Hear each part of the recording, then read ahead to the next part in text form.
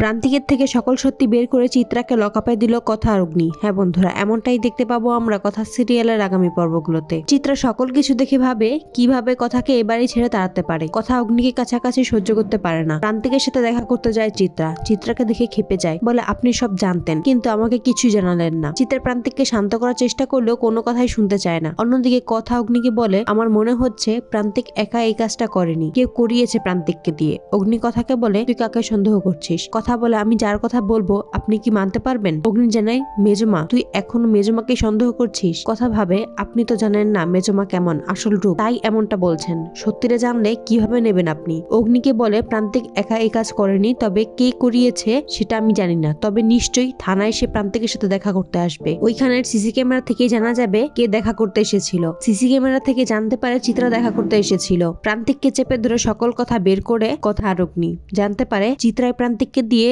অগ্নিকে গুলি করানোর চেষ্টা করেছে। সকল প্রমাণ সহ চিত্রাকে অ্যারেস্ট করে লকআপে দিল। তো বন্ধুরা, তোমরা এটাই তো চাও যেন সকল সত্যি সামনে এসে চিত্রাকে অ্যারেস্ট করে লকআপে দেয় কথা অগ্নি? কমেন্টে জানাও।